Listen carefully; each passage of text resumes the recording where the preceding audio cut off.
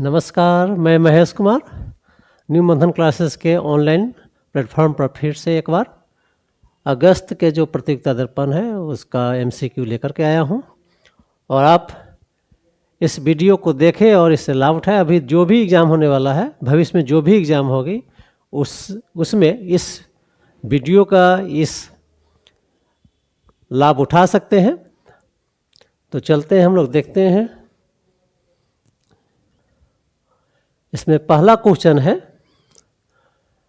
कि भारत तथा विश्व का सबसे ऊंचे आर्च रेलवे पुल किस नदी के ऊपर है। अर्थात क्वेश्चन आपका भारत का भी सबसे बड़ा और विश्व का भी सबसे बड़ा जो आर्च रेलवे पुल जो बना है वह है चिनाब नदी पर। आप चिनाब नदी के बारे में आप जानते होंगे। चिनाब नदी सिंधु नदी की सहायक नदी है। वैदिक काल में इसको आसकनी कहा गया था। अभी जो चिनाब का जो उत्पत्ति है आपका हिमाचल प्रदेश के बारालाचा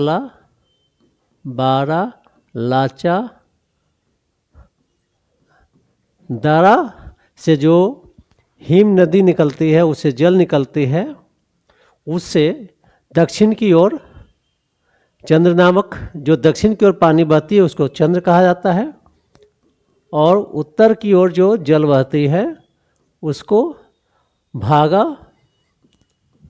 इस प्रकार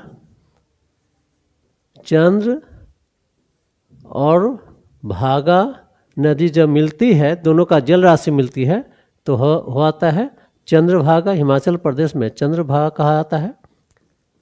जम्मू कश्मीर में इसे चिनाब नदी कहा जाता है, और पंजाब होते हुए पाकिस्तान में प्रवेश कर जाती है। तो इस तरह से हम लोग देखें कि चिनाब का सोर्सेस क्या है, वाटर का जल का सोर्स कहाँ है। बारालाचा दरा है, हिमाचल प्रदेश में है, और इसे दो तरफ इस दरा से जल निकलती है। दक्षिण की तरफ चंद्र और दक्षिण की तरफ चंद्र और उत्तर की तरफ भागा, और इस तरह से दोनों को जल राशि मिलती है तो चंद्रभागा कहलाता है, और जम्मू कश्मीर में चिनाब नदी कहलाता है। इसी चिनाब नदी पर आर्क पुल बना है, आर्च रेलवे पुल है, जो विश्व का सबसे बड़ा और भारत का भी सबसे ऊंचा आपका है। अगला क्वेश्चन है आपका है भारत के पहला केबल रेल पुल का नाम क्या है। ऑप्शन ए है अंजी, दूसरा है वंदे भारत है, ऑप्शन सी है नमो ट्रेन है, ऑप्शन डी इनमें से कोई नहीं। तो आप जानते होंगे आप अंजी रेल पुल है, अंजी ब्रिज को कहा जाता है, वंदे भारत, नमो, ये सब ट्रेन का नाम आपका है। इस तरह से आप क्वेश्चन को एलिमिनेट कर सकते हैं। अगला क्वेश्चन आप देखें, INS अर्नाला किस प्रकार का युद्धपोत है। एंटी सबमरीन है, विमान वाहक है, गश्ती पोत है।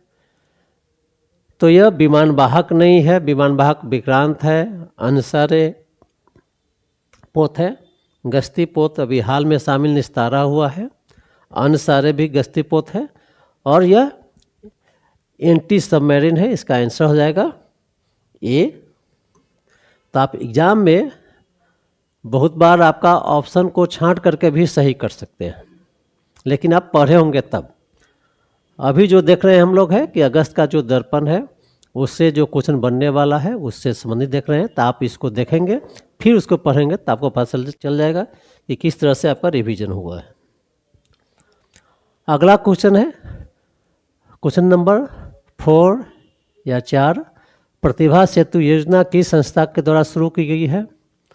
ऑप्शन ए है यूपीएससी, ऑप्शन बी है युग्नू, ऑप्शन सी है निर्वाचन आयोग, ऑप्शन डी है इनमें से कोई नहीं। तो आप पढ़े होंगे दर्पण में, या नहीं पढ़े तो जान लीजिए कि यह योजना यूपीएससी के द्वारा शुरू किया गया है, अर्थात आंसर हो जाएगा ए। इसके तहत क्या किया गया है कि जो भी स्टूडेंट यूपीएससी में इंटरव्यू तक पहुंचते हैं लेकिन कुछ मार्कों से छूट जाते हैं, तो यूपीएससी उन छात्रों को निजी क्षेत्र के लिए, सरकारी क्षेत्र के लिए इन युवाओं का नाम सिफारिश करेगा और इन्हें वहाँ पर रोजगार मिलेगा। अर्थात जो मेधावी छात्र हैं उनको इस माध्यम से रोजगार, चाहे निजी क्षेत्र हो या सरकारी क्षेत्र हो, वहाँ पर उपलब्ध कराने के लिए, रोजगार उपलब्ध कराने के लिए, मेधावी छात्र उपलब्ध कराने के लिए यूपीएससी के द्वारा यह योजना शुरू की गई है। अगला क्वेश्चन आपका है, एयर इंडिया का एक बोइंग ड्रीम लाइनर विमान 787-8 अहमदाबाद से किस देश के लिए उड़ान भरा था, जो 12 जून 2025 को एक मेडिकल कॉलेज के छात्रावास से टकराकर क्रैश हो गया? ऑप्शन ए है पेरिस, ऑप्शन बी है लंदन, ऑप्शन सी है न्यूयॉर्क, ऑप्शन डी है दुबई। इसका आंसर सीधे हो जाएगा आपका लंदन।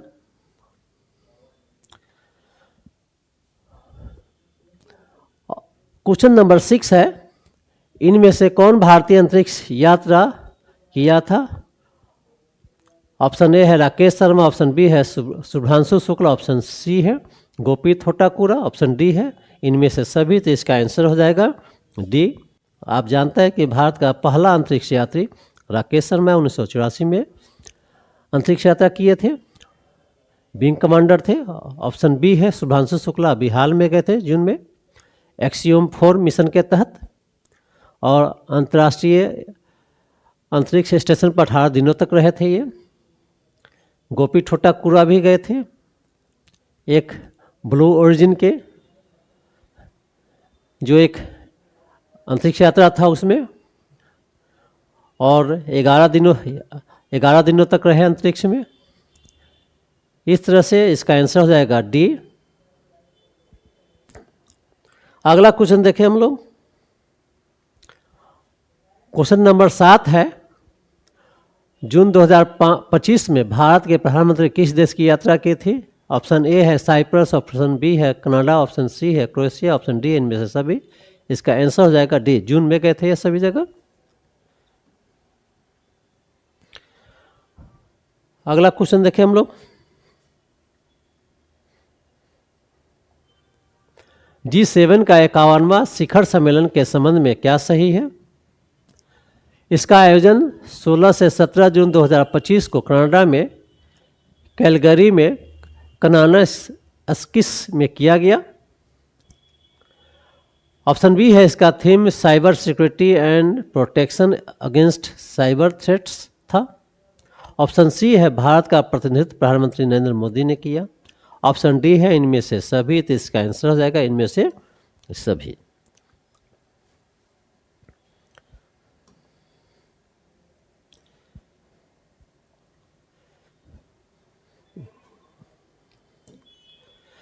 अब G7 के बारे में आप जानते हैं, यह 7 विकसित देशों का संगठन है। प्रत्येक साल यह सम्मेलन आयोजित की जाती है, और इस G7 में आपका अमेरिका है, फ्रांस है, ब्रिटेन है, जर्मनी है, जापान है, कनाडा है। ये 7 देश है। आपसे पूछता है कि G7 में कौन सा देश शामिल है या नहीं है, एक क्वेश्चन ये हो गया। दूसरा आपका यह किस देशों का संगठन है? विकसित देशों का संगठन है, यह जानते होइएगा आप। और बाकी इस G7 का 51वां जो शिखर सम्मेलन से यदि पूछेगा जनरल क्वेश्चन, तो ये आपका रहेगा। इससे आपको क्वेश्चन किसी भी प्रकार से पूछेगा तो हल हो जाएगा आपको कि कहाँ हुआ, तो ये बना सकते हैं। इसका थीम क्या था यदि पूछता है तो ये भी बना सकते हैं। भारत का रिप्रेजेंट कौन किया था? तो भारत के प्रधानमंत्री ने। इस तरह से यह क्वेश्चन आपसे हल हो जाएगा। अगला क्वेश्चन नंबर 9 है, 1 जनवरी 2026 से सुरक्षा परिषद के इनमें से कौन अस्थायी सदस्य होंगे? ऑप्शन ए है बहरीन, कोलंबिया, ऑप्शन बी है कांगो लोकतांत्रिक गणराज्य, ऑप्शन सी है लातविया, लाइबेरिया, ऑप्शन डी इनमें से सभी। तो आप ये जानते हैं कि जो सुरक्षा परिषद है, संयुक्त राष्ट्र संघ की सुरक्षा परिषद है, उसमें 5 अस्थायी है और 10 अस्थायी सदस्य होते हैं। तो 10 अस्थायी में से 1 जनवरी 2026 से जो सदस्य शामिल होंगे, ये इसका आंसर हो जाएगा डी हो जाएगा। बहरीन, कोलंबिया, कांगो गणराज्य, लातविया, लाइबेरिया, और 2-2 साल के लिए चुने जाते हैं। और 5 अस्थायी सदस्य आप जानते हैं कि अमेरिका है, रूस है, फ्रांस है, ब्रिटेन है और चीन है।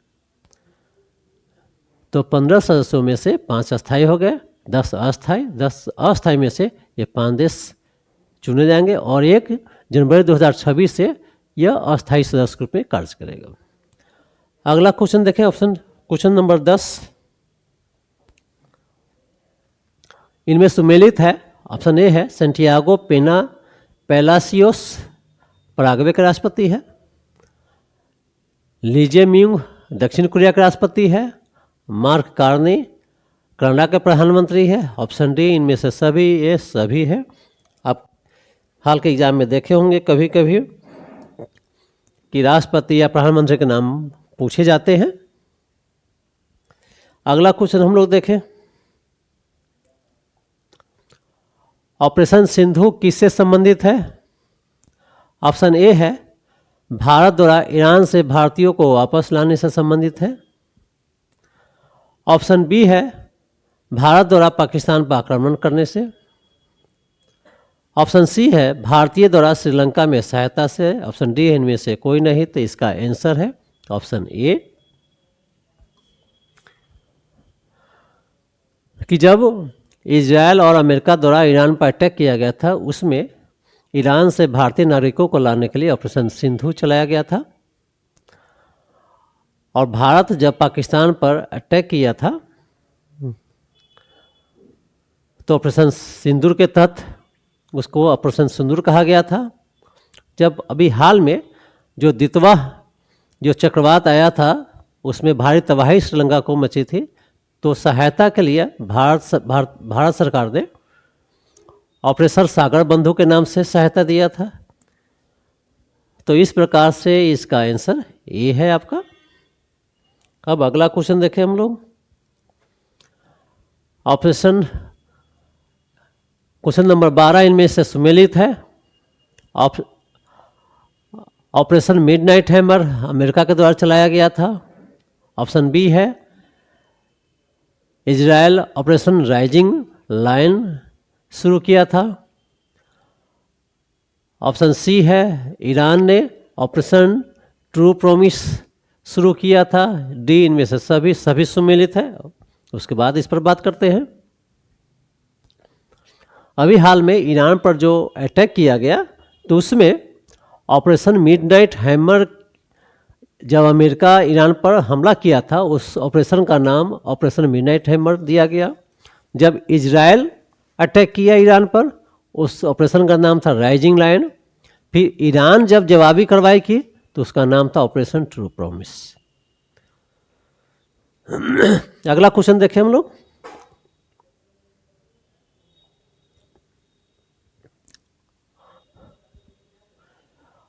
क्वेश्चन नंबर 13 है विश्व जनसंख्या रिपोर्ट 2025 के अनुसार विश्व की सर्वाधिक जनसंख्या वाला देश कौन है? ऑप्शन ए है भारत, ऑप्शन बी है चीन, ऑप्शन सी है अमेरिका, ऑप्शन डी है इनमें से कोई नहीं। ये आप जानते होइएगा कि इसका आंसर हो जाएगा ए। इसमें कहा गया था कि 1.46 करोड़ भारत की जनसंख्या होगी और इस तरह से भारत सबसे अधिक जनसंख्या वाला देश बन जाएगा। उसके बाद दूसरे स्थान पर चीन रहेगा। और इसमें यह भी कहा गया था इस रिपोर्ट में कि भारत में जीवन प्रत्याशा महिलाओं का 74 है और पुरुष का जीवन प्रत्याशा लाइफ एक्सपेक्टेंसी 71 है, वर्ष रहेगा आपका। फिर भारत प्रतिस्थापन दर, जनसंख्या का प्रतिस्थापन दर प्राप्त कर लेगा 1.9। ये इस तरह से इस रिपोर्ट में यह भी कहा गया था कि जो कामकाजी जनसंख्या है, वर्किंग एज है, 15 से 64, 15 से 64 ईयर्स के लोगों की जनसंख्या भारत में 68% होगी। तो ये रिपोर्ट था आपका विश्व जनसंख्या रिपोर्ट 2025 का। अगला क्वेश्चन देखें, संयुक्त राष्ट्र संघ द्वारा 17 सतत विकास लक्ष्य किस वर्ष स्वीकार किया गया था? ऑप्शन ए है 2010, ऑप्शन बी है 2015, ऑप्शन सी है 2020, ऑप्शन डी है 2025, ऑप्शन बी आंसर हो जाएगा इसका। 2015 में स्वीकार किया गया था। इसमें 17 सतत विकास लक्ष्य है, एसडीजी है। अगला क्वेश्चन देखें हम लोग।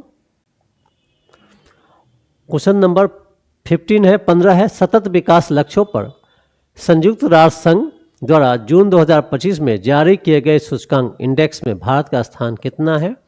ऑप्शन ए है 121, ऑप्शन बी है 112, ऑप्शन सी है 109, ऑप्शन डी है 99, अर्थात ऑप्शन ए है 121, ऑप्शन बी है 112, ऑप्शन सी है 109, ऑप्शन डी है 99। तो आप पढ़े होंगे, आराम से बना देंगे आप। 99 है 2025 में, 99 है 2024 में, 109 है 2023 में, 2022 में आपका इस तरह से है। 2022 में 121वां रैंक था, 2023 में 112वां रैंक था, 2024 में 109वां रैंक था, 2025 में 99वां रैंक था। अगला क्वेश्चन देखिए हम लोग। संयुक्त राष्ट्र संघ के सतत विकास सूचकांक 2025 में इनमें से कौन देश प्रथम स्थान पर रहा है? ऑप्शन ए है फिनलैंड, ऑप्शन बी है स्वीडन, ऑप्शन सी है डेनमार्क, ऑप्शन डी है जर्मनी। तो आप पढ़े होंगे तो जान रहे होंगे, नहीं पढ़े होंगे तो याद कर लीजिए। फिनलैंड इसका आंसर हो जाएगा। फिनलैंड प्रथम स्थान पर है, स्वीडन दूसरे स्थान पर है, डेनमार्क तीसरे स्थान पर, जर्मनी चौथे स्थान पर है। अर्थात जिस तरह से पूछेगा उस तरह से आप आंसर बनाने की स्थिति में होंगे आप। अगला क्वेश्चन देखें। इंटरनेशनल बिग कैट अलायंस की स्थापना भारत सरकार द्वारा किस वर्ष किया गया था? मार्च 2023, मार्च 2024, 16 जून 2025, ऑप्शन डी है इनमें से कोई नहीं। तो इसका आंसर हो जाएगा मार्च 2024 में। इंटरनेशनल बिग कैट अलायंस में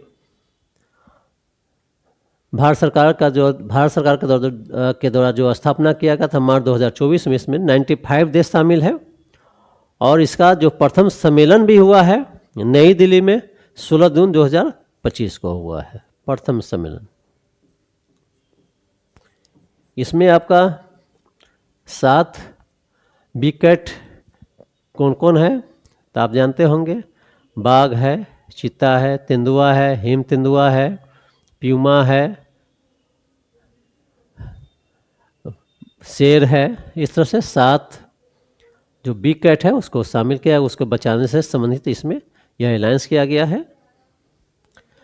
यदि सम्मेलन पूछेगा तो 16 2025 को हुआ है, नई दिल्ली में हुआ है। स्थापना पूछेगा तो मार्च 2024 को किया गया था भारत सरकार के द्वारा। और इसमें कितने बिग कैट है तो 7 है, उसका नाम याद करके रखिएगा आप। अगला क्वेश्चन देखते हैं 18। संयुक्त राष्ट्र संघ के 80वें सत्र की अध्यक्षता के लिए एनालेना बेरबॉक निर्वाचित हुई है। यह किस देश की है? ऑप्शन ए है अमेरिका, ऑप्शन बी है जर्मनी, ऑप्शन सी है जापान, ऑप्शन डी है इटली। तो इसका आंसर सीधे जानिए जर्मनी के है, जर्मनी की है।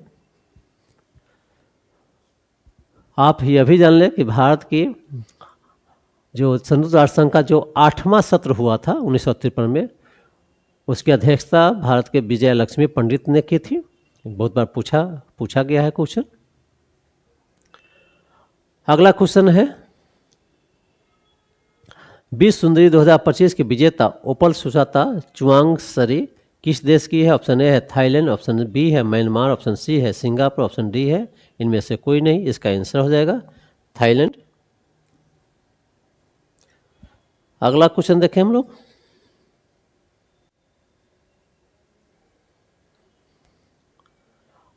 ऑप्शन बी 20 है, सॉरी क्वेश्चन नंबर 20 है नोमैडिक एलिफेंट नामक सैन्य अभ्यास भारत के साथ कौन देश शामिल था?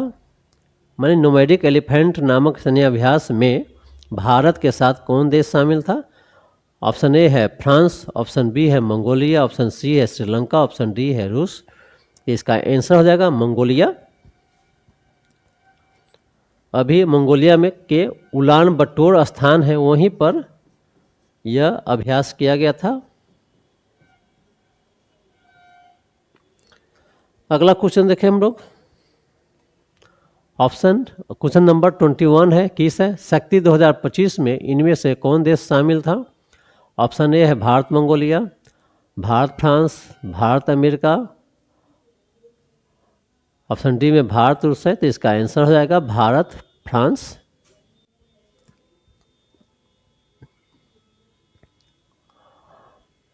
जो थल सेना का जो अभ्यास भारत फ्रांस के सैनिकों के साथ की जाती है वह शक्ति नाम दिया जाता है। वायु का गरुड़ दिया जाता है, और जो जल नौसेना अभ्यास होता है उसको वरुण कहा जाता है। मतलब शक्ति थल सेना का, वरुण जल सेना का, गरुड़ वायु सेना, और इस तरह से भारत फ्रांस के जो सैन्य अभ्यास है अलग अलग उसका नाम है। क्वेश्चन नंबर 22 है, आईसीसी के विश्व टेस्ट चैंपियनशिप का विजेता रहा है 2023-25 के सत्र में। ऑप्शन ए है दक्षिण अफ्रीका, ऑप्शन बी है ऑस्ट्रेलिया, ऑप्शन सी है भारत, ऑप्शन डी है न्यूजीलैंड। तो इसका आंसर हो जाएगा ए, अर्थात विजेता रहा दक्षिण अफ्रीका, उप विजेता रहा ऑस्ट्रेलिया।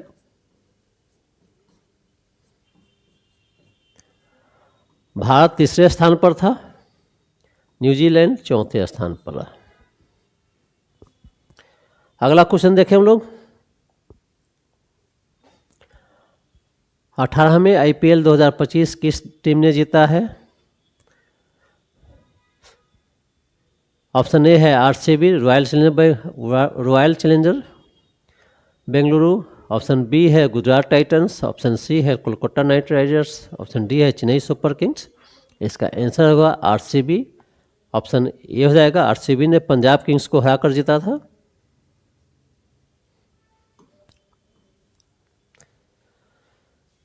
अगला क्वेश्चन देखें हम लोग। क्वेश्चन नंबर 24 है, 24 है, नाविका सागर परिक्रमा 2 अभियान के बारे में सही है। इसमें भारतीय नौसेना के अधिकारी लेफ्टिनेंट कमांडर दिलना के तथा लेफ्टिनेंट कमांडर रूपा ए शामिल थे। ऑप्शन बी है, यह परिक्रमा 2 नौसेना के INSB तारनी के द्वारा पूरा किया गया। ऑप्शन सी है, इसकी शुरुआत 2 अक्टूबर 2024 को गोवा से की गई। ऑप्शन डी इनमें से सभी। इसका आंसर हो जाएगा डी। और इसी तरह का नाविका सागर परिक्रमा 1 भी किया गया जो 2017-18 में पूरा हुआ था। अगला क्वेश्चन देखें हम लोग।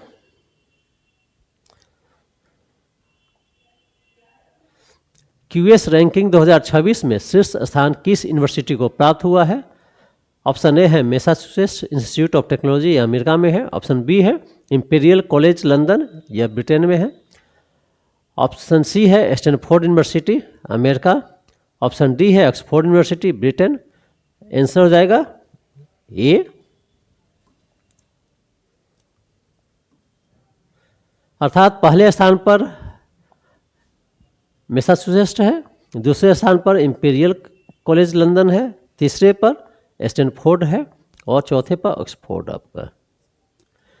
इस तरह से हम लोग अगस्त के दर्पण में जो संभावित क्वेश्चन बन सकते हैं उस पर हम लोग डिस्कशन किए, और आपका जो क्वेश्चन का सेटिंग है वो BPSC का जो पैटर्न चल रहा है और जनरल एग्जाम में भी जो पैटर्न है वो दोनों का मिक्स रूप है।